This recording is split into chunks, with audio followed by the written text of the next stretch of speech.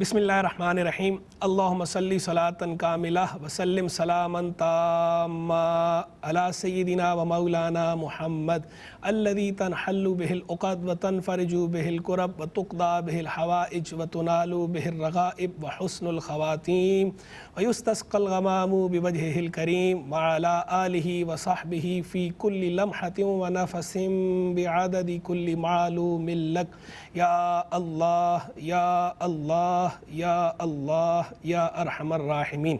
अम्मा बाद, मुअज़्ज़ज़ नाज़रीन व सामीन, आज एक मरतबा फिर प्रोग्राम सरमाया असलाफ़ लेकर हम आपकी खिदमत में हाजिर हैं। आज हमारा मौज़ूए सुखन है जलीलुल क़द्र हाफ़िज़ुल हदीस अज़ीम मुहद्दिस इमाम अबू ईसा मुहम्मद बिन ईसा बिन सौरा बोगी सोलमी तिरमिज़ी राहिमहुल्लाह मुतवफ़ा 279 सना हिजरिया और आपकी चंद तालीफ़ात। इमाम तिरमिज़ी राहिमहुल्लाह के क्या कहने हैं। उलमा ने आपको बड़े ही खुले अल्फाज में वाशिगाफ़ अल्फाज में ट्रिब्यूट पेश किया है, ख़राज तहसीन पेश किया है। हदीस शरीफ की जो 6 किताबें मशहूर हैं, कुतुब सित्ता जिन्हें कहा जाता है और उर्फ़ आवाम में उन्हें स्याह सित्ता कहा जाता है, उनमें से एक किताब जामे तिरमिज़ी के आप मुअल्लिफ़ हैं इमाम तिरमिज़ी राहिमहुल्लाह।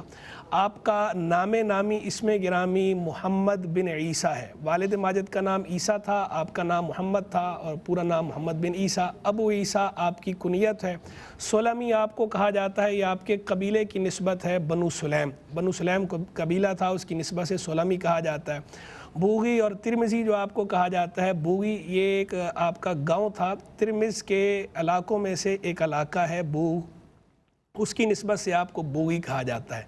मसादिर खामोश हैं कि आपकी विलादत कहाँ हुई, लेकिन चूँकि ज़्यादातर लोगों ने ये लिखा है कि जो कदीम मसादिर हैं उनमें तो ये मौजूद नहीं, लेकिन करीने क़यास ये है कि आपकी विलादत बोग ही में हुई है, क्योंकि वहीं पर आपकी परवरिश हुई है। और ये बोग जो है वो तिरमिज़ से 6 फ़रसख़ के फ़ासले पर था। तिरमिज़ आपका जो इलाका है बोग उसका गांव है, और तिरमिज़ जो शहर था जिसकी निस्बत से आपको तिरमिज़ी कहा जाता है। इस तिरमिज़ के जो तलफ़्फ़ुज़ हैं, ज़ब्त है, इसके ज़ब्त के बारे में जब हम कुतुब उठाते हैं तो हमें 6 तरह का तलफ़्फ़ुज़ कुतुब में मिलता है कि 6 लुगात हैं इस लफ्ज़ के बारे में, तिरमिज़ के बारे में। एक तो लुगत है तिरमिज़, जो सबसे मशहूर लुगत है, जो आजकल भी आम इस्तेमाल होती है, राइज है, जिस तरह हम लोग बोलते हैं तिरमिज़, ते के नीचे भी ज़ेर और मीम के नीचे भी ज़ेर, तिरमिज़। दूसरी लुगत है तरमज़, ते पे भी ज़बर और मीम पे भी ज़बर। तीसरी लुगत है तुरमुज़, ते पे भी पेश और मीम पे भी पेश। ये 3 लुगतें हो गई। चौथी लुगत जो है वो इसके बारे में मिलती है तरमिज़, ते पे ज़बर और मीम के नीचे ज़ेर। 5वीं लुगत मिलती है इसके बारे में तरमुज़, ते पे ज़बर और मीम पे पेश। ये 5 तरह की लुगात जो है वो हमें कुतुब के अंदर नज़र आती हैं। तिरमिज़ इलाके के ज़ब्त के हवाले से ज़्यादा मशहूर जो है वो आजकल तिरमिज़ है, इसी निस्बत से आपको तिरमिज़ी कहा जाता है। ये तिरमिज़ जो है असल में मावरा अन नहर में था। नहर अरबी में कहते हैं दरिया को, और जैहून उसे नहर जाहून भी कहते हैं, नहर बल्ख भी, यानी दरिया बल्ख या दरिया जैहून, बड़ा मशहूर दरिया। इस दरिया के उस पार के जो इलाके थे उन्हें कहा जाता था मावरा अन नहर, यानी उस पार, नहर के यानी दरिया के उस पार। दरिया था दरिया जैहून, दरिया बल्ख, और आजकल उसे दरिया आमू कहा जाता है, दरिया आमू के उस पार का इलाका। तो तिरमिज़ वहाँ था। इस खित्ते के बहुत सारे उलमा और फ़ुज़ला थे जो बड़े मशहूर हुए। मावरान नहर के, मावरान नहर का मेजर कंट्रीब्यूशन है इल्म दीन की तरवीज व इशाअत में। आजकल जमहूरिया उज़्बेकिस्तान में शामिल है तिरमिज़। तिरमिज़ और बोग जो है ये आजकल जमहूरिया उज़्बेकिस्तान में है। मुल्क उज़्बेकिस्तान जो अब आज़ाद रियासत है उसका हिस्सा है। इमाम तिरमिज़ी राहिमहुल्लाह का विसाल भी वहीं हुआ, और इमाम तिरमिज़ी राहिमहुल्लाह के जो मदार फ़ाइज़ुल अनवार है वो भी वहीं मौजूद है उज़्बेकिस्तान के अंदर।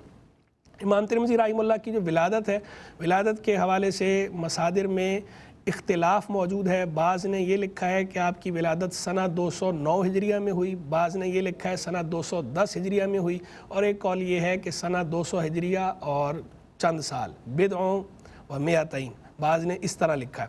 تو یعنی سنہ 200 سے لے کر سنہ 210 ہجریہ کے درمیان میں کسی سال میں آپ کی ولادت ہوئی ہے۔ زیادہ مشہور سنہ 209 ہجریہ ہے۔ وصال مبارک آپ کا سنہ 279 ہجریہ میں ہوا۔ ساری زندگی آپ نے علم دین کی ترویج و اشاعت میں، درس و تدریس میں، تصنیف و تالیف میں اور واعظ و نصیحت میں گزاری ہے۔ امام ترمذی رحمہ اللہ زہد میں، تقوی میں، ورع میں، علم میں اپنی مثال آپ تھے۔ ایک بہت بڑے محدث اور مورخ ہیں، سمرقند کے محدث تھے۔ سمرقند بھی ماوراء نہر میں ہی شامل ہے۔ اس سمرقند علاقے کے وہ محدث بھی تھے، مورخ بھی تھے، حافظ ابو سعد ادریسی۔ حافظ ابو سعد ادریسی نے یہ بات امام ترمذی کے بارے میں لکھی، کہا کانا یضرب بہ المثل فی الحفظ، کہ امام ترمذی رحمہ اللہ کی حافظے میں، قوت یادداشت میں آپ کی مثالیں دی جاتی تھیں۔ یعنی امام ترمذی رحمہ اللہ کا حافظہ مثالی حافظہ تھا اور لوگ اس کی مثالیں دیا کرتے تھے۔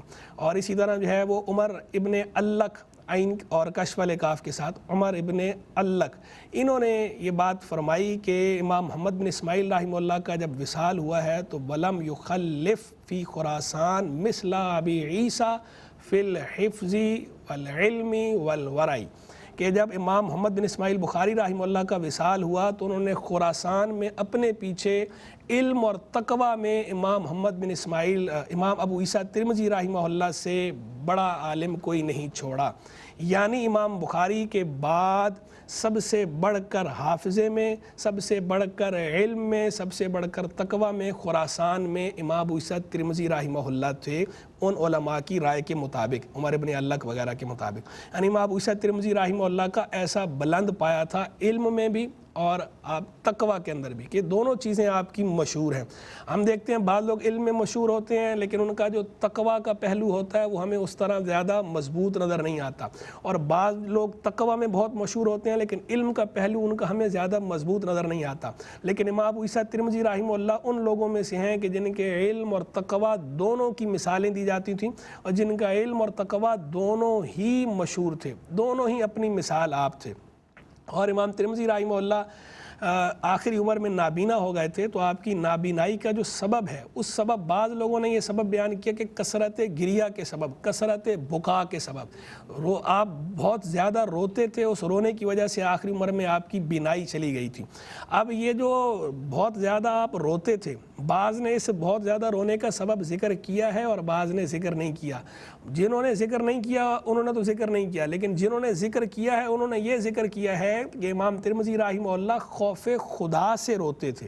تو خوف خدا سے یہ کثرت گریہ تھا، کثرت بکا تھی، جس کی وجہ سے آپ کی بینائی چلی گئی۔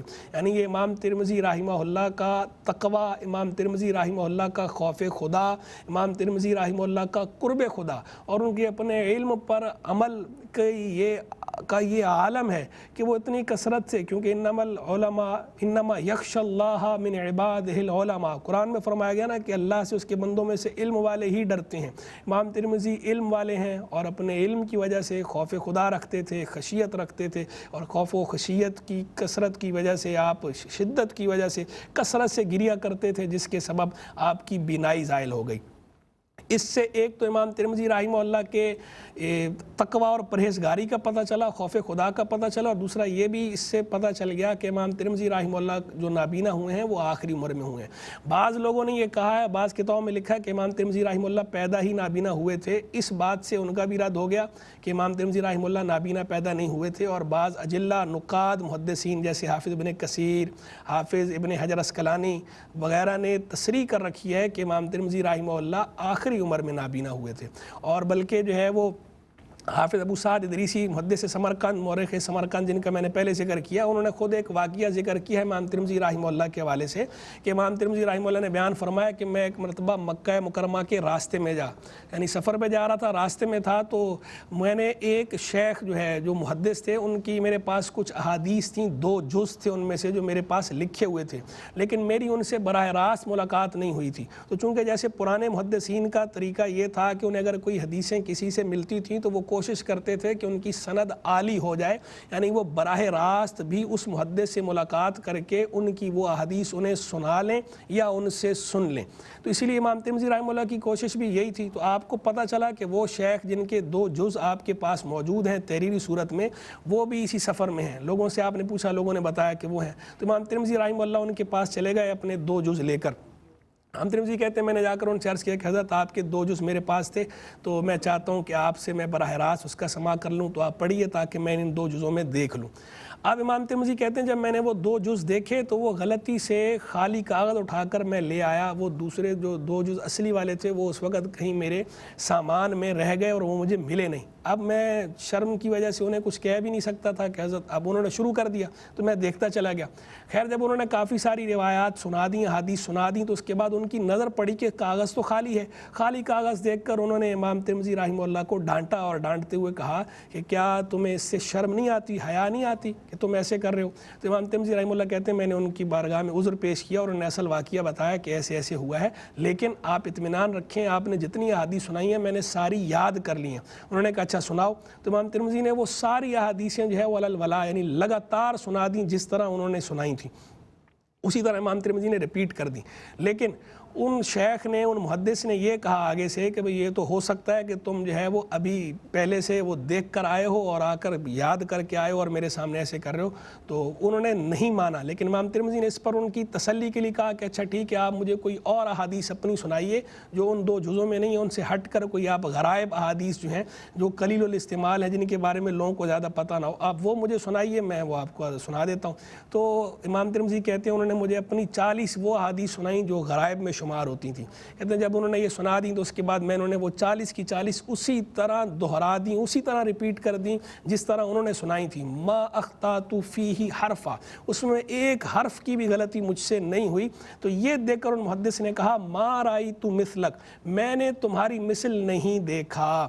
اب اس سے ایک تو امام ترمذی رحمہ اللہ کے حافظے کا پتہ چلا، آپ کی یادداشت کتنی مضبوط تھی، آپ کا ذاکرہ کتنا مضبوط تھا، آپ کی قوت حفظ کا اندازہ ہوتا ہے، اور دوسرا ان حضرات محدثین کی تائید ہو جاتی ہے جو کہتے ہیں کہ امام ترمذی رحمہ اللہ نابینا ہوئے تھے آخری عمر میں، بچپن سے نابینا نہیں تھے، کیونکہ تبھی تو انہوں نے وہ جز لکھے اور تبھی تو وہ جز دیکھے اور تبھی تو انہوں نے اس کا بیاض دیکھا، اس کی سفیدی دیکھی، اور تبھی تو یہ سارا واقعہ خود بتا رہا ہے کہ امام ترمذی رحمہ اللہ اس وقت بینا تھے، نابینا نہیں تھے، تو آپ بعد میں نابینا ہوئے۔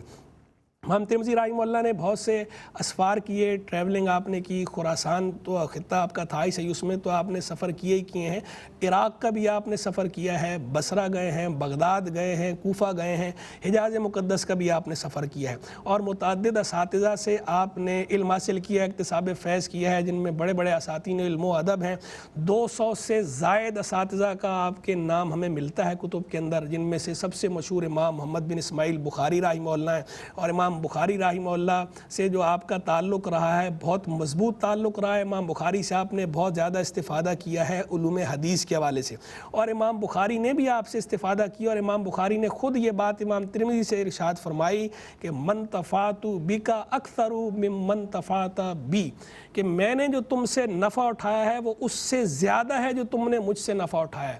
یعنی یہ امام بخاری رحمہ اللہ نے امام ترمذی رحمہ اللہ کو ٹریبیوٹ پیش کیا۔ اس سے 2 باتیں سامنے آئیں، ایک تو امام ترمذی رحمہ اللہ کے مقام و مرتبے کی بلندی ظاہر ہوئی کہ امام ترمذی ایسے سید الحفاظ امیر المومنین فی الحدیث، وہ امام ترمذی کو یہ کہہ رہے ہیں کہ میں نے تم سے اس سے کہیں بڑھ کر فائدہ اٹھایا ہے جو تم نے مجھ سے اٹھایا ہے۔ حالانکہ امام ترمذی شاگرد ہیں، لیکن امام بخاری استاد ہو کر یہ بات کہہ رہے ہیں کہ میں نے تم سے زیادہ نفع اٹھایا ہے۔ اور دوسرا سے یہ بھی پتہ چلا کہ امام بخاری رحمہ اللہ کتنے کشادہ قلب تھے، اور ہمارے اسلاف کا کیا طریقہ تھا تشجیع کا، انکریج کرنے کا، اپریشیٹ کرنے کا، کہ وہ کس طرح جو ہے اپنے تلامذہ کی حوصلہ افزائی کرتے تھے اور کس طرح انہیں موٹیویٹ کرتے تھے، کہ وہ کشادہ قلبی سے انہوں نے اس طرح جو ہے وہ تعریف فرمائی اور تشجیع کی حوصلہ افزائی فرمائی امام بخاری رحمہ اللہ نے۔ امام بخاری رحمہ اللہ کے حوالے سے بھی ہم سرمایہ اسلاف کی ایپیسوڈ نمبر 15 کر چکے ہیں، جو حضرات امام بخاری کے حوالے سے دیکھنا چاہیں، تفصیلات معلوم کرنا چاہیں تو وہ ہمارے سرمایہ اسلاف کی EP 15 کو دیکھیں۔ امام بخاری رحمہ اللہ کے علاوہ امام قتیبہ بن سعید رحمہ اللہ، جو خود امام بخاری کے بھی استاد ہیں، امام ترمذی رحمہ اللہ کے استاد ہیں۔ اسی طرح امام ترمذی رحمہ اللہ کے اساتذہ کے اندر محمد بن بشار بندار کا تذکرہ ہمیں ملتا ہے، اور بھی کئی اساتذہ کا تذکرہ آپ کے اندر ہے، 200 سے زائد اساتذہ کا تذکرہ ملتا ہے، لیکن یہاں یہ بتا دوں کہ بعض لوگ امام احمد بن حنبل رحمہ اللہ اور امام اسحاق ابن راہویہ رحمہ اللہ کو آپ کا براہ راست استاد قرار دے دیتے ہیں. یہ بات درست نہیں ہے. بعض کتابوں میں بھی لکھی ہے لیکن ٹھیک نہیں ہے. خود امام ترمذی کی کوئی ایسی روایت موجود نہیں جو آپ نے براہ راست امام احمد بن حنبل یا امام اسحاق ابن راہویہ سے لی ہو، بلکہ خود آپ نے جامع ترمذی میں جہاں گفتگو فرمائی ہے اس میں تو آپ نے باقاعدہ راوی بتا دیے ہیں کہ آپ نے ان سے جو روایت لی ہے امام احمد بن حنبل اور امام اسحاق ابن راہویہ رحمہ اللہ سے، تو یہ آپ نے روایت لی ہے اسحاق بن منصور سے، یعنی امام اسحاق بن منصور کے واسطے سے امام بخاری امام احمد بن حنبل کے شاگرد ہیں یا اسحاق بن راہویہ کے شاگرد ہیں. براہ راست امام احمد بن حنبل کے شاگرد نہیں، براہ راست امام اسحاق بن راہویہ رحمہ اللہ کے شاگرد نہیں. امام ترمذی رحمہ اللہ کہ تلامذہ کی طرف جب ہم دیکھتے ہیں تو تلامذہ کی تعداد بھی ہمیں نظر آتی ہے. 30 سے زائد تلامذہ کا ذکر نام بنام ہمیں کتب میں ملتا ہے امام ترمذی رحمہ اللہ کے. تو آپ نے یعنی درس و تدریس بھی فرمایا ہے اور آپ سے جو احادیث آگے روایت کی ہیں انہوں نے بھی امت کے ایک طبقے نے آپ سے استفادہ فرمایا. تصنیف و تالیف کو بھی آپ نے بطور ٹول استعمال کیا ہے، اس میں بھی آپ کا میجر کنٹریبیوشن ہے. بہت شاندار کتابیں آپ نے چھوڑی ہیں امت کی رہنمائی کے لیے. ان کتابوں کی وجہ سے آپ کا نام آج تک باقی ہے. ان کتابوں میں سے جو مطبوعہ کتابیں ہیں 5 مطبوعہ کتابیں، ان کا ذکر میں انتہائی اختصار کے ساتھ کر دیتا ہوں. ایک کتاب آپ نے صحابہ کرام علیہم رضوان کے بارے میں لکھی ہے، تسمیۃ اصحاب رسول اللہ صلی اللہ علیہ وسلم، اور اسے اختصاراً اسماء الصحابہ بھی کہا جاتا ہے. یہ کتاب مطبوعہ ہے، پبلشڈ ہے. اس میں 728 صحابہ کرام علیہم رضوان کا تذکرہ موجود ہے پبلشڈ کتاب کے اندر. دوسری آپ کی ایک کتاب ہے الشمائل المحمدیہ کے نام سے، بہت شاندار کتاب. اسے اختصاراً شمائل ترمذی بھی کہا جاتا ہے اور شمائل نبی صلی اللہ علیہ وسلم بھی کہا جاتا ہے. حضور جان عالم صلی اللہ تعالی علیہ وآلہ وسلم کے خلقی اور خلقی اوصاف کے بارے میں یہ کتاب تالیف فرمائی ہے آپ نے کہ کس طرح حضور جان عالم صلی اللہ تعالی علیہ وآلہ وسلم کی عادات کیا تھیں، آپ کا سراپا کیسا تھا. 55 ابواب آپ نے قائم فرمائے ہیں. 55 ابواب قائم فرما کے آپ نے کتاب تالیف فرمائی.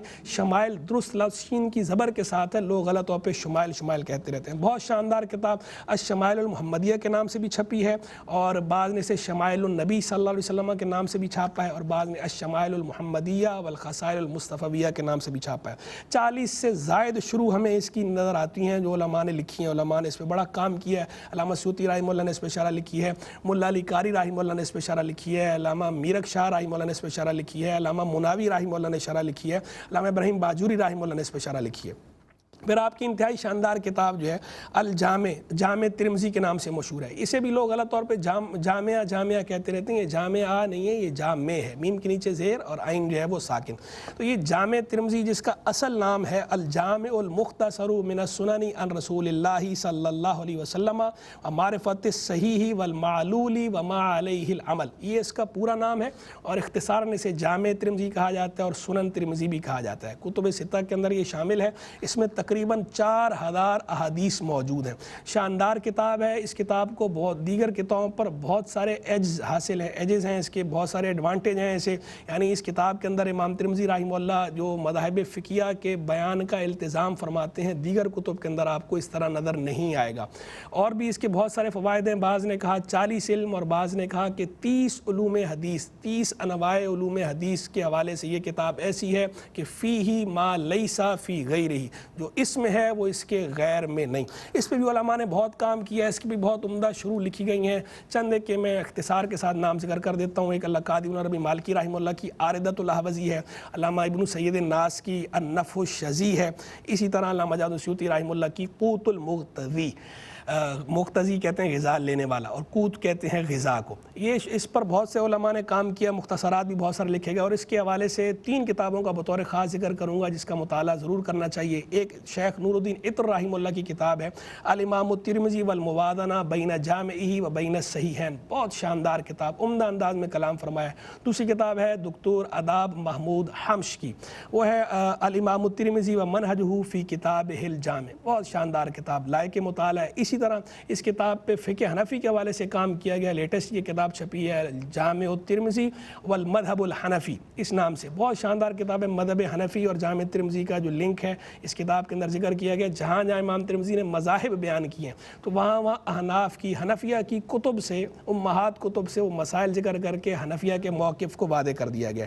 اور ایک کتاب آپ کی آخری جو ہے وہ العلل، علل کے نام سے 2 کتابیں، ایک العلل الصغیر کہلاتی ہے، ایک العلل الکبیر کہلاتی ہے. جو العلل الکبیر آپ کی کتاب ہے، یہ کتاب اصل حالت میں تو موجود نہیں، لیکن قاضی ابو طالب محمود بن علی شافعی کی ترتیب کے ساتھ جو کتاب ہے یہ چھپی ہوئی ہے، عام دستیاب ہے۔ اسے العلل الکبیر بھی کہا جاتا ہے، علل الترمذی الکبیر بھی کہا جاتا ہے، اور العلل المفرد بھی کہا جاتا ہے۔ دوسری العلل ہے، اسے العلل الصغیر کہا جاتا ہے، یہ جامع ترمذی کے آخر میں لگی ہوئی ہے، الگ سے بھی چھپی ہے اور آخر میں بھی لگی ہوئی ہے۔ علامہ ابن رجب حنبلی رحمہ اللہ نے اس کی شرح لکھی ہے، شرح علل ترمذی کے نام سے، بہت شاندار شرح ہے، لائق مطالعہ ہے۔ اللہ تبارک و تعالی امام ترمذی رحمہ اللہ کے درجات بلند فرمائے، ہمیں ان کے فیض و برکات سے حظ وافر عطا فرمائے۔ وآخر دعوانا ان الحمد للہ رب العالمین۔ زمانہ جس